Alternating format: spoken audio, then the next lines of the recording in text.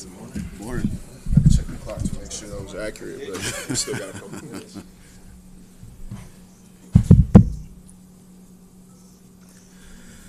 Hey, welcome to the funnest interview of the NFL season for you guys, where no one says anything. So, I guess I'll start it off with my usual.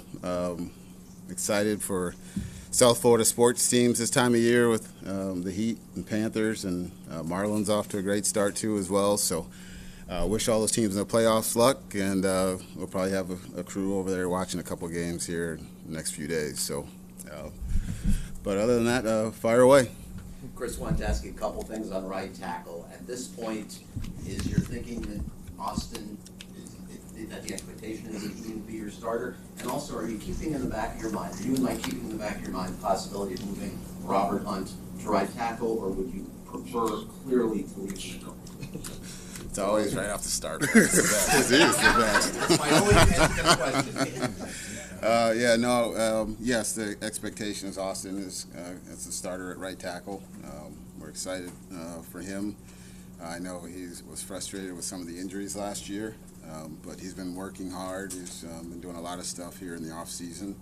Having Tehran around, here with another year, being around him for a year in the off season will be tremendous value for him. And for us, we'd like to see Robert stay at one position right now, stay at guard, where, again, you've heard me say it here many times, I think he has tremendous potential, and it is already, I believe, a very good player at that position in the league.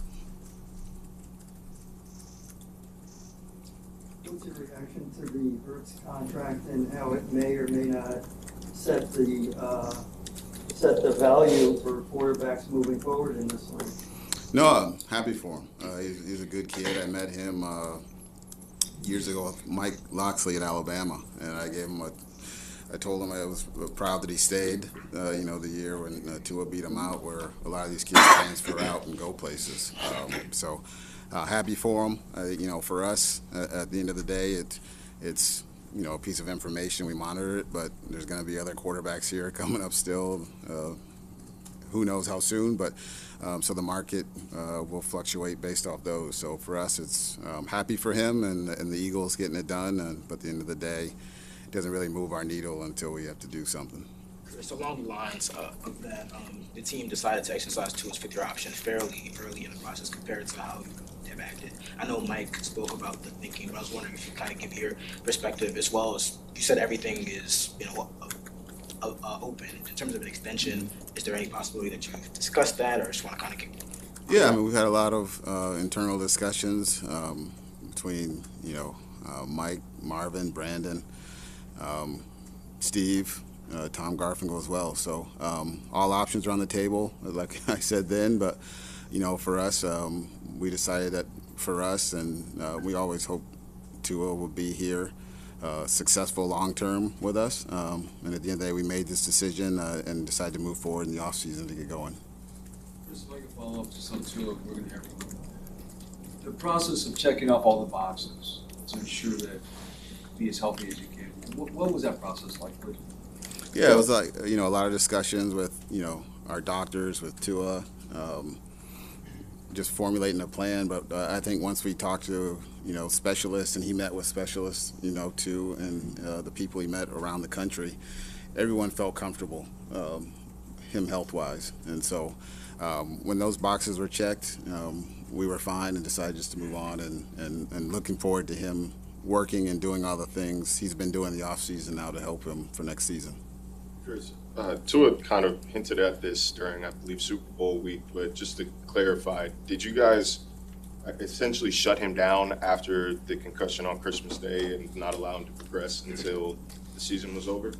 No, I think when we went through the process, it still used to be cleared by, the league people as well, too. So it was just our process of going through it, working with the league and with Tua going through it. So that's all it was. Can you tell us a little bit about the process of that landed Jalen Ramsey in this building? Yeah, it was, you guys have heard us talk for years about opportunities. We always investigate and do that. So we did our work. they reached out about him. Les and I have known each other for years, and we've talked, and so we had talks for a couple weeks, and then at the end of the day, for us, it made sense for the player of who he is after we talked to people around him, and so we're very excited to add him. He's been a very good player in this league. Still think he's a very good player, and he has a good relationship with Xavier. So I know they were excited. Xavier texted me right away when he saw it. So I think for us, it was the opportunity to add a very good player at us. So we're very excited.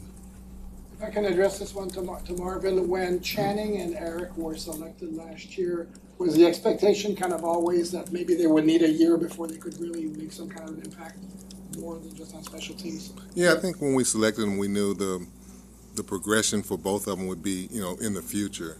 So you get guys and you want to give them a chance to sit back and learn and do some things on special teams, but knowing that their value would be much more down the line than it was like immediately.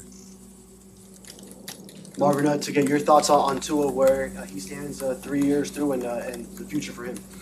Well, I think he's went through the protocol, and we have all the faith in the world in him, and so he's our quarterback, and we think moving forward he's going to be the quarterback that gets us to where we want to go.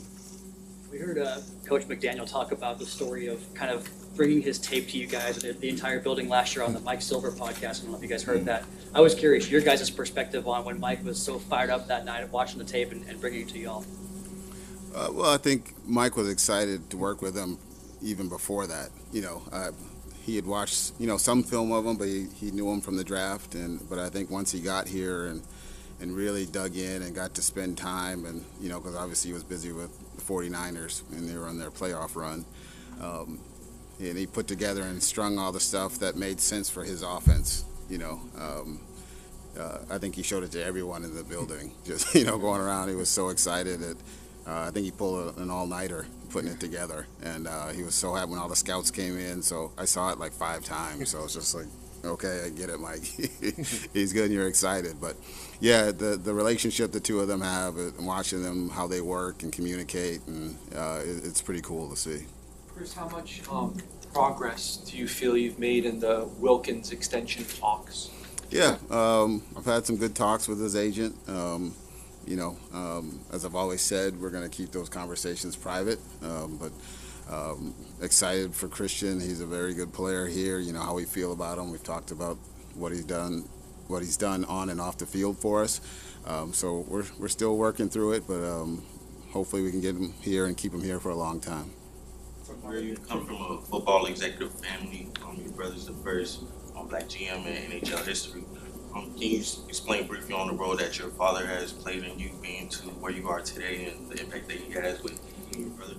Yeah, no, it's just being able to grow up watching how he approached things, and I was fortunate to be there in New England with him, with Bill Parcells and Pete Carroll and Coach Belichick for a little bit, just to see how he interacted and worked, and learned so much from him. Obviously, he coached Marvin, so that's how Marvin and I's connection go back. And I just think having that resource to talk to, my brother and I talk every week, and we talk about a lot of different things, sports related, and in terms of player acquisitions and dealing with people in the building. So just to be able to talk to him, and even still now, Marvin and I will go to all-star games, and people keep coming up saying, hey, tell your dad I said hello, or agents are like, your dad was the first guy that gave me a chance and listened to me and stuff. So just how you treat people and working with them, learned so much for him, and I wouldn't be here without him. Chris, what's been the thinking so far, not adding another tight end besides Eric, who you signed, and a backup defensive tackle? Are those positions you think you could address in the draft? What's your thinking there? Yeah, I think, our approach is we're evaluating every position, going through it very thoroughly to every position. We've had our 30 visits that you like to track, and you do your work, your Inspector Clouseau stuff on it. And, for us, it's every position. So we brought in guys that have from basically every position except quarterback into the building. So for us, we're always looking for good players that compete for roster spots, because that's how we get better with competition. For both of you, when you look at your roster, when you look at what's in the tight end room right now, what do you see, how comfortable are you in transferring that forward? What do you see in this tight end draft class? A lot of people have said it's quite talented and deep. I wonder if you agree. I'll talk about our room, and I'll let Marvin talk about the draft class. With us, our room, we're happy with it. Obviously, you know how we feel about Durham. We've talked about Durham for a long time. You know, letting Mike leave was he earned the right to be a free agent. You know, obviously I drafted him. We've talked in here before about how I feel about him. I'm very happy for him, other than he went to New England. So I said I got to root against him twice a year. But very happy for him. But you know, we're excited for some. Eric was a good addition for us. You know, and Tanner we feel has good upside. So yeah, we're going to keep looking to add at that position some competition. But we're happy with the guys there, and especially you know how Durham leads and what he provides for our team. Yeah, and as far as this, I mean, the draft class this year, as most of you guys know, this is probably one of the deeper tight end drafts than has been in the last several years. So we feel good about having an opportunity to grab a good football player if he's available. You know, when we're picking, like we're going to look at every position, but there's a strong chance that there are going to be a lot of tight ends selected early. Just broadly speaking, obviously you're not in the market for a quarterback in this draft. There are 5 that could potentially go in the first round. How do you, as an outside observer to this process, how do you see that draft class of quarterback this year?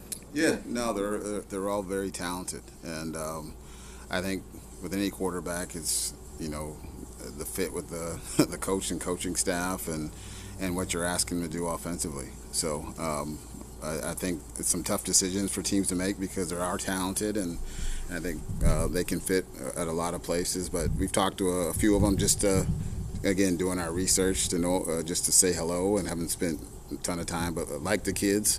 I'm excited for them, and I think a couple will be some really good players in this league. First, what is the addition of Ramsey? Sorry, Marcel. Oh, I'm sorry. Oh, Mike. You're good. Go ahead. Sound like myself. I got you. I'm thrown off where I'm sitting. What is the addition of? You took away my chair, Chris. What is the addition of Ramsey say about where the organization stands relative to a window opening to pursue the biggest goal of the Super Bowl? Are you all in? Has the all-in window open? I think you know where we are is we have a competitive roster that we feel we can win games with, and it's not done. Obviously, with the draft here still, and even post-draft, there'll be signings. So. Again, opportunities to add good players to your roster. We'll always do that and pursue it. And Steve Ross has given us a lot of flexibility to do that, which, you know, I don't think he gets enough credit for allowing us to do that. But for us, I don't really look at it as windows. It's just opportunities to add good players and keep building a roster that gives you a chance to compete. For Marvin last year, You're good. I know being draft capital, what it is this year, it is what it is, but with only 4 picks. Have you guys explored trying to move up? Would you like to move up a little bit? I was waiting for someone to ask that one. We've had a couple teams in the bottom half of the first round reach out about saying they would be interested in coming down possibly if their guys aren't there, and if we'd be interested in moving. So for us, we'll, you know, again, any opportunities we can to get a player, we'll look at it. But no serious conversations, but we've had those, and we'll keep those options open. For Marvin, I know last year when the team traded for Tyreek Hill, Chris said that you were able to kind of provide insight on the type of person, type of player Tyreek Hill is. From the time in Kansas City, what did you see, not maybe on the field but off the field, that told you that he was right for the culture and the right? Well, just when he got here, just to see him take a leadership role, and I saw the same competitive spirit I saw in Kansas City, where he competed every day, and we didn't have a defensive back on the roster that could cover him. And when he got here, I felt the same way. You know, I mean, he could run by anybody, but just to see him take the role in the locker room as a man that's, you know, matured and became a leader and was, you know, held accountable was really, you know, great to see. Chris, you've generally been best player available type of decision maker when it comes to the draft. When you have a roster that, as you say, is more ready to compete, do you shift a little bit on the spectrum toward focusing a little bit more on positions of need, or do you still stick with that mentality? It's still a balance, because at the end of the day, you always have to look long term, and there's guys here, just being realistic on 1-year deals. So you may have a position you think is deep, but like last year we had, I think, 4 linebackers on 1-year deals. So I think you always look for the best player, and then there's some occasions where you do take position of need, but you try not to draft on need, because I think that's, again, where you get in trouble. Marvin, how would you describe the way you approach helping Chris and serving the organization, and sort of, can you take us behind the scenes and the structure and the dynamics and how you guys work together? Sure. I mean, Chris and I's background is pretty much the same, being college guys. So I'm able to provide another set of eyes. I mean, I can go out and look at guys and, and present them to him and say, hey, this is the guy we need to look at, because I can pretty much tell where he's going to go with some things. And then, looking in our locker room, being a former player myself, I can kind of gauge some guys and kind of read some things in the locker room, and I can be places that Chris is not sometimes. And even in doing pro free agency, just to get another set of eyes on guys and, bring things to the forefront. We haven't talked to you since the receiver additions. If you could talk about what Braxton will bring in, also the appeal of adding Chosen Anderson for the weekend, Chris.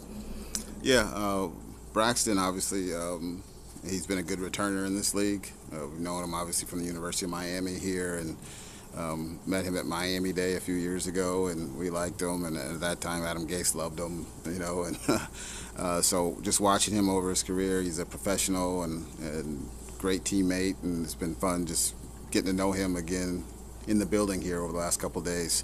But he'll be our returner as well as playing some slot receiver, so excited for the versatility and the things he can do. As far as Chosen, that's been going on for a couple weeks. His agent reached out to us, and him being a South Florida guy, wanted to come play home. So as we kind of worked through it, talking to his agent, and we told him we wanted him to come in and spend some time with him and get to know him, and so he and I talked one day for about an hour and a half, and he got Mike for over an hour, and he and West talked for a bunch for over a couple days. So once we went through it, and we both sides, because I told him, don't rush through this decision. Don't, just because it's home. Talk to those other teams that are interested in you and make your decision on what's best for you, because we have 2 dynamic players that are the starters, and he understands that. So we told him, what the role would be, and stuff, and he was excited and all in on it, and was excited to come here. So enjoyed getting to know him and talk to him. So I'm excited to add him. To your point, you have a ton of wide receivers now, including 2 very, very good ones. Cedric Wilson kind of got squeezed by the numbers game last year. Is that a concern again this year? And can you say with certainty that he's definitely going to have a team in 2023? Well, I would say, yeah, it's a very talented room, which was, going back to Chosen, too. We didn't promise him anything. We said we got some good young players here that are pushing for time, and he understood that. So Cedric is, was signed here to be the number 2 at the time, and then we made the trade for Tyreek. But how he handled himself, he's an incredible professional, like volunteering to return kicks for us again at the end of the year. He saved us, and won us some games with some key returns that probably people don't even really give him credit for. So the expectation is here. Now we've had teams call and ask about him. We're not shopping him, but teams have called, and especially when we just added Chosen, we've had a couple teams reach out. So again, he's a really good guy, and I was trying to do right by him because how he's handled himself on and off the field. What do you guys feel about where the roster stands at running back, bringing back last year's guys, and could you speak on the potentially adding another one? Well, I mean, the running backs we have, obviously, we like them. We brought them back, and they're coming in on 1-year deals. So obviously, we're going to keep our heads open to see what's available in the upcoming draft and free agency, we're looking at all opportunities to bring in good football players. So, obviously, running back is a key component in this offense. So we're going to, look for the best players we can find. Chris, we've seen a lot of creativity with the trades you made over the years. You got one more in you this month? We'll see. But I was going to say the running back stuff, I couldn't let it go, Marv. I'm sorry. I said, who here played Tecmo Bowl back in the day? Okay. Did you ever play with the Patriots when Marvin was there? Our scouts found it. It's hilarious. Like, you give Marvin 2 carries, he's running through fast. The 3rd carry, he's tired and fumbles. Every time. So we just, the scouts found it. I was on eBay for like $4. I was able for 2 runs. So we were I was equal to Bo Jackson for 2 runs, and then that 3rd one I was out in the pasture somewhere. Tecmo Bowl did him wrong. So the guys were dying. So we're like going, yeah. So half the team doesn't even know what Tecmo Bowl is now. So, but I appreciate you guys want to talk to Tua next anyway. So appreciate it. Thanks.